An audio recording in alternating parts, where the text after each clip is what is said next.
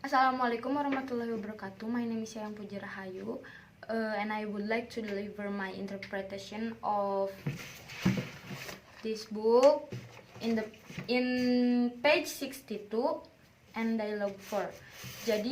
Dialogue 6, sorry. Dialogue 6 ini menceritakan tentang seorang ayah dan dua pelajar asing di Australia yang sedang berbicara dengan penasihat. Dia sedang mencari kemungkinan untuk membeli sebuah properti atau rumah untuk mereka tinggali selama mereka belajar di Australia. Nah, solicitor. Di sini mulai percakapannya ya.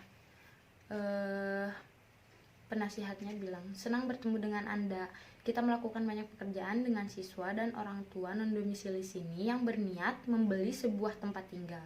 Bagaimana jika Anda menceritakan tentang apa yang Anda tahu dan apa yang Anda ingin tahu?" Ayahnya, "Terima kasih, saya tahu sedikit. Anak perempuan saya baru selesai kursus 3 tahun dan anak laki-laki saya akan mulai belajar di sini mulai dari tahun depan juga. Saya rasa menyewa itu mahal dan saya tidak ingin mereka tinggal di asrama kampus. Teman saya menyarankan untuk membeli sebuah rumah atau unit. Apakah bisa?" Penasihat, "Dalam keadaan tertentu iya. Sebagai non-domisili, kamu butuh izin dari pemerintah ke kantor yang biasanya disebut the Foreign Investment Review Board. Mereka membuat perbedaan antara rumah baru dan rumah bekas. Jadi kemungkinan kita lebih baik mulai dari sini. Jadi apa yang Anda cari?" Ayah, "Saya lebih suka membeli tempat yang baru, tapi yang lebih penting adalah menemukan tempat yang cocok, baik sebagai tempat tinggal anak saya ataupun untuk investasi. Jadi saya tidak peduli itu baru atau bekas." Solicitornya atau penasihatnya bilang, "Oke, jika kamu membeli rumah baru, kamu tidak perlu perizinan pemerintah dan prosesnya juga sangat cepat dan mudah.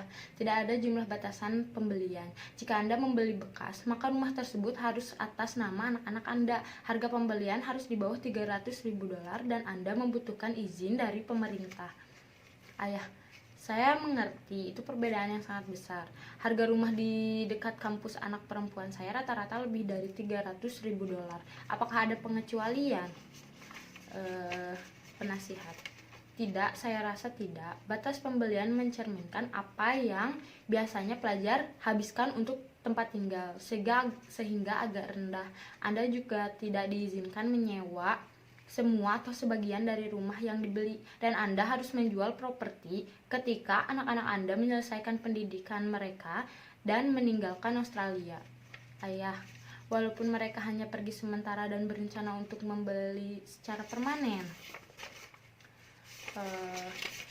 Penasihat, "Bahkan dalam keadaan tersebut iya, itu semua tergantung dari visa mereka." Ayah, "Seseorang memberitahu saya jika saya membeli rumah lama dan merenovasinya, lalu itu sama dengan saya membeli rumah baru. Apakah itu sesuai dengan peraturan?" Penasihatnya bilang, "Ya, mungkin lebih baik dibicarakan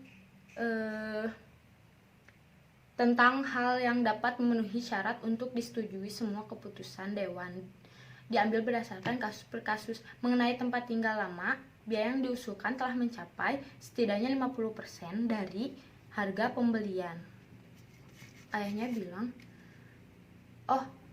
terus si penasihatnya ngasih contoh, jika Anda membeli rumah lama seharga $500.000, maka Anda harus menghabiskan setidaknya $250.000 untuk renovasi.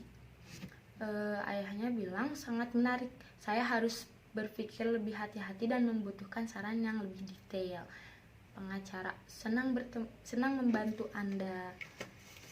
So that's my interpretation about dialogue 6.